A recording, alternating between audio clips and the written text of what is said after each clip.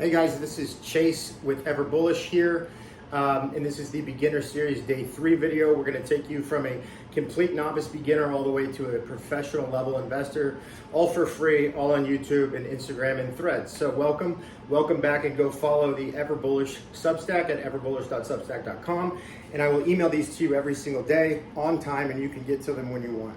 Okay, where were we? We were with stock style, if we remember. We've got large companies, medium-sized companies, small-sized companies. We have value, which means dividend, and it means it's been around a long time. And we have growth companies that we want to buy cheap, and then we want to sell expensive, right? And we have the NVIDIAs, the Apples here in the middle with Blend. We can also add Microsoft here for an example.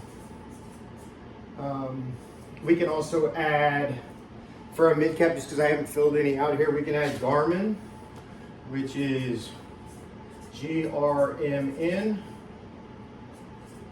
You guys know the handheld GPS. That's Garmin. We can continue filling this out if we need to, but I want to get to the main point here. The main point is, what do you mean by big? What do you mean by small company? So a large cap is a $10 billion market cap, all the way to 200 by definition. The definition was written a lot longer before now, and now companies are worth trillions of dollars, right?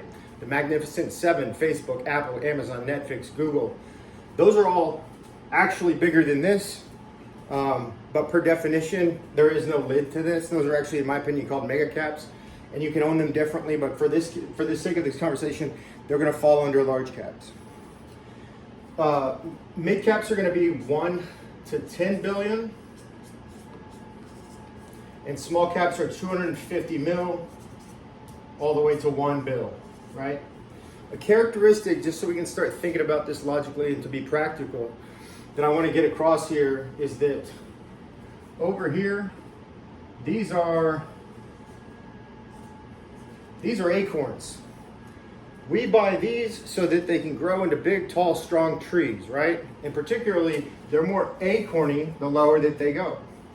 So we can get one very cheap, and we can hope that company starts moving up the grid and gets promoted, right, all the way to large cap. These are oak trees. These oak trees here sprout acorns. So a lot of the times you'll actually have a large cap dividend stock that spins off another company, and it starts back over here, right? So there's kind of this movement in a circle of how to get to the top of the grid, and that's where we want to, we basically just want to have them all mapped out, right? So we want to have our players in the right position. Think about this as if it was a soccer field. What do little kids do when they go play soccer? They all run out and they all chase the ball around in a big group of, they just run around together, right?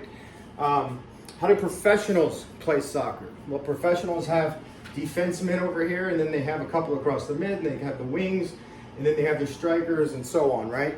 So we want to make sure that no matter where the ball goes, or what I do, where the ball is, that we have a couple extra players in each position. This is portfolio management 101, guys.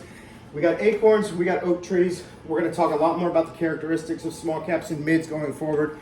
And then we're going to bring in sector investing and sector trading. That'll be a couple more lessons, and you'll already be ready to rock and building a portfolio. I'm Chase at Everbullish, the Sherpa, everbullish.substack.com, Everbullish on YouTube. Thank you, AFG, LFG, LGR. Let's get rich. Learn this shit.